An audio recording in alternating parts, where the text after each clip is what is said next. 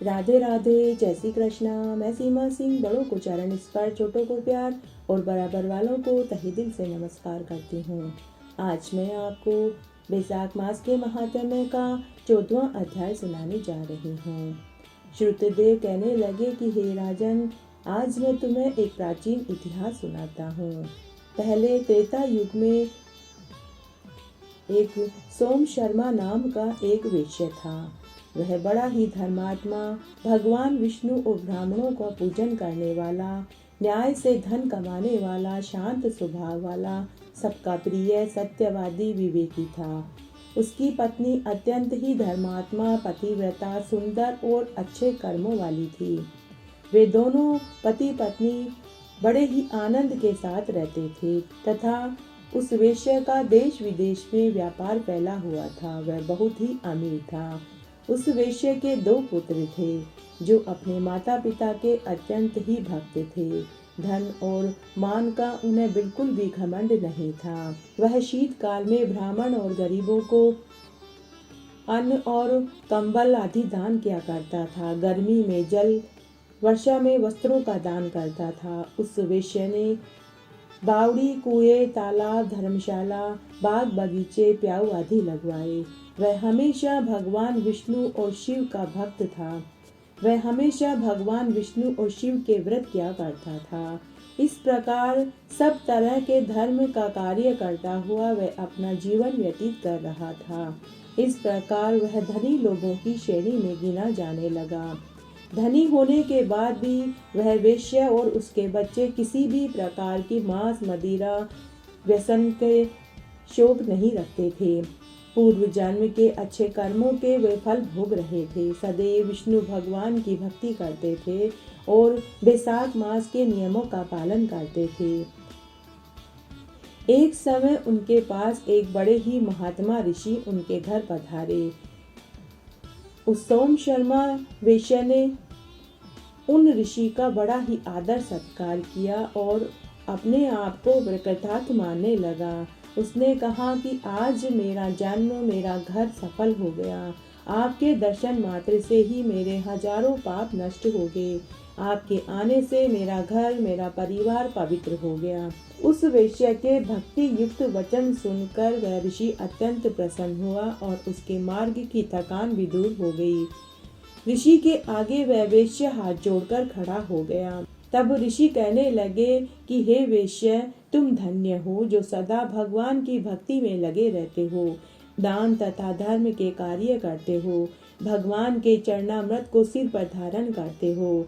हे वैश्य, एक समय चरणामृत के पान से 12 वर्ष तक गंगा जल के पान का फल प्राप्त होता है, परंतु तुम तो पूरे बैसाख मास में चरणामृत का पान करते हो, इसलिए तुम्हें तो इसका फल दुगुना मिलेगा। तुम तो सदैव ही हरि की भक्ति में लीन रहते हो, हरि का कीर्तन करते हो तथा कहानियों को सुनते हो। भगवान का ध्यान और पूजा करने वाले को मोक्ष प्राप्त होता है।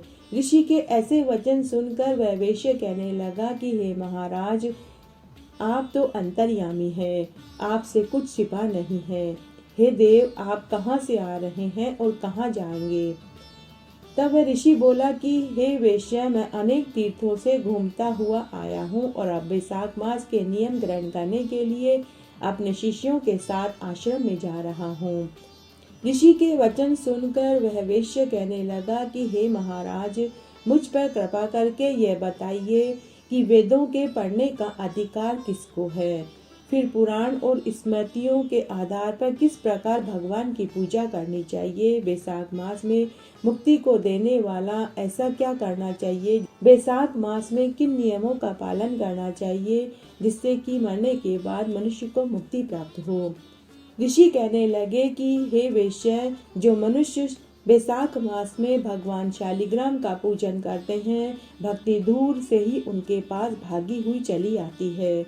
जो शालिग्राम भगवान को मन में धारण करके किसी भी शुभ काम को करता है, उसको अक्षय फल की प्राप्ति होती है। जिस स्थान पर शालिग्राम की शिला और तुलसी का क्यारा हो, इन दोनों के संगम से उस स्थान के वासी दुर्लभ मोक्ष को पाते हैं। हे वेश्या, जिस स्थान पर शालिग्राम की पूजा होती है उसके दर्शन से ही चाहे कितने ही पाप क्यों न हो, मनुष्य उन सब पापों से छूट जाता है और उस मनुष्य के 7 जन्मों के पाप धुल जाते हैं। सब तरह के पापी मनुष्य शालिग्राम का पूजन करने से ही उनको मोक्ष मिल जाता है, इसमें कोई संदेह नहीं है। हे वेश्या, जिस घर में कोमल तुलसी के पत्तों से भगवान शालिग्राम की पूजा होती है उस घर में यमराज के दूत कभी नहीं आते। तब वह वेश्या कहने लगा कि हे महाराज, आप तो वेद और शास्त्रों के जानने वाले हैं, आप तो अंतर्यामी हैं। हे ऋषिवर, मैंने सुना है कि स्त्री और शूद्रों को शालिग्राम की पूजा करने का अधिकार नहीं है। तब ऋषि कहने लगे कि हे वेश्या, भगवान के पूजन का अधिकार सभी को प्राप्त है। मैं तुम्हें बतलाता हूँ। भगवान विष्णु और भगवान शिव दोनों ही एक ही रूप हैं। जो मनुष्य भगवान शिव और विष्णु की पूजा कर लेता है तो मानो उन्होंने शालिग्राम का भी पूजन कर लिया हो। भगवान शालिग्राम के पूजन से मनुष्य का शरीर पवित्र हो जाता है। जो भगवान शालिग्राम का पूजन श्रद्धा पूर्वक भक्ति भाव से करता है वह अवश्य स्वर्ग का अधिकारी होता है।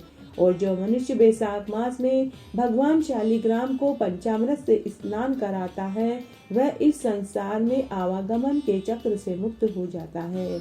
जो मनुष्य बैसाख मास में हृदय से भगवान शालिग्राम की भक्ति करता है वह मुक्ति का भागी हो जाता है। और विशेष करके बैसाख मास में भगवान शालिग्राम पर तुलसी की माला चढ़ाता है उस मनुष्य की सभी मनोकामनाएं पूरी होती है। पुष्प माला भगवान को इतनी प्रिय नहीं है जितनी कि तुलसी की माला प्रिय है। बैसाख मास में सदैव ही तुलसी विशेष करके उनको प्रिय रही है, क्योंकि जिस प्रकार शालिग्राम विष्णु का रूप है उसी प्रकार तुलसी लक्ष्मी का रूप है। इस तरह भगवान शालिग्राम को स्नान करा के चंदन लगावे और फिर पुष्प चढ़ावे। भगवान शालिग्राम को अर्पण की हुई पुष्पमाला को अगर मनुष्य सिर पर धारण करता है तो उस मनुष्य के 7 जन्मों के पापों का नाश हो जाता है। इसलिए मंजरी युक्त तुलसी की माला भगवान को अर्पण करनी चाहिए। तुलसी के प्रथम पत्र से ब्रह्मा जी प्रसन्न होते हैं, दूसरे पत्र से शिव जी और मंजरी के चढ़ाने से स्वयं विष्णु भगवान प्रसन्न हो जाते हैं। फिर अकाल मृत्यु आदि का उस मनुष्य को कोई डर नहीं रहता। सदैव ही बैसाख मास में भगवान पर अनेक प्रकार के मंगल पुष्प चढ़ाने चाहिए और फिर गंडकी नदी का जल भगवान को अर्पण करने वाला मनुष्य कभी नरक को नहीं जाता। राजा श्रुति कीर्ति पूछने लगे कि हे ब्राह्मण, बैसाख मास के धर्म अति सुलभ हैं और ऐसे अनेक पुण्य को देने वाले हैं जो भगवान को प्रसन्न करते हैं और तत्काल ही धर्म अर्थ काम मोक्ष को प्रदान करने वाले हैं। परंतु ऐसे वेदानुकूल धर्म भी संसार में ज्ञात नहीं है। अनेक प्रकार के राजसी और तामसी धर्म इस संसार में हैं। इसका क्या कारण है? श्रुतदेव कहने लगे कि हे राजन, संसार में भोग की इच्छा करने वाले मनुष्य की संख्या ज्यादा है, इसीलिए रजोगुण और तमोगुण ज्यादा पाए जाते हैं। बहुत थोड़े मनुष्य को ही पता है कि मोक्ष क्या होता है। बहुत थोड़े मनुष्य को ही पता है कि मरने के बाद मोक्ष गति क्या होती है और उन मनुष्यों को ही मोक्ष की इच्छा होती है। इस कारण इससे लौकिक और पारलौकिक सुख के साधन होते हैं। वैष्णवी माया से मोहित होकर मनुष्य इसको समझते नहीं है।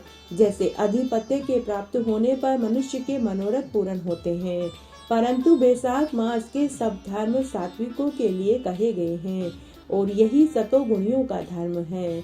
इस पर एक पुरातन इतिहास और कथा मैं तुम्हें सुनाता हूँ। हे राजन, इक्ष्वाकु वंश में नृगपुत्र एक बड़ा ही यशस्वी, अक्रोधी और ब्राह्मणों का मान सम्मान करने वाला एक राजा हुआ। एक दिन वह शिकार खेलता हुआ वशिष्ठ जी के आश्रम में पहुंचा। वहां उसने देखा कि आश्रम के मार्ग में वशिष्ठ जी के शिष्य कहीं प्याऊ लगवा रहे थे, कहीं छाया का स्थान बना रहे थे, कहीं कुएं तालाब बावड़ी की सफाई कर रहे थे, कहीं बैठे हुए लोगों को वे पंखा से हवा कर रहे थे, सुगंधित वस्तुएं और फल बांट रहे थे और दोपहर के समय छत्रदान कर रहे थे। शाम के समय मधुर केवड़े का शरबत पिला रहे थे। राजा ने उनसे पूछा कि तुम कौन हो और ये क्या कर रहे हो। उन्होंने उत्तर दिया कि हम महर्षि वशिष्ठ के शिष्य हैं और उन्हीं की आज्ञा से हम वैशाख मास के धर्मों का पालन कर रहे हैं। राजा ने पूछा कि इन धर्मों का पालन करने से क्या होता है और कौन से देवता प्रसन्न होते हैं और इसका क्या फल मिलता है। तब वे ऋषि कहने लगे कि हे राजन, हम अपने गुरु की आज्ञा का पालन कर रहे हैं। हमें आपको इन सब बातों का बताने का समय नहीं है, अतः आप हमारे गुरुजी के पास चले जाइए, वे ही आपको विस्तार से बताएंगे। शिष्यों की बात सुनकर वह राजा संपूर्ण धर्मों के तत्वों को जानने वाले श्री वशिष्ठ जी के आश्रम में चले गए। उनका आश्रम विद्या और योग का स्थान था। राजा को अपने आश्रम में आया देखकर ऋषि वशिष्ठ अत्यंत ही प्रसन्न हुए और साथियों के साथ राजा का अतिथि सत्कार किया। राजा बड़ी प्रसन्नता और नम्रता पूर्वक बैठकर गुरुजी से पूछने लगे कि हे गुरुदेव, मैं आखेट से थक कर आपके आश्रम की तरफ आ रहा था, तो मैंने आपके शिष्यों को वैशाख मास के धर्म के नियमों का पालन करते हुए देखा। इसलिए हे गुरुदेव, मेरे मन में बड़ी उत्कंठ इच्छा हो रही है कि यह सब धर्म के कार्य करने से क्या फल मिलता है और इन सबको करने से कौन से देवता प्रसन्न होते हैं। तब वशिष्ठ जी कहने लगे कि हे राजन, जो सब धर्मों को छोड़कर विषयासक्त हो जाता है, वह भी यदि प्रातःकाल वैशाख का स्नान करे तो भगवान विष्णु को वो प्यारा हो जाता है।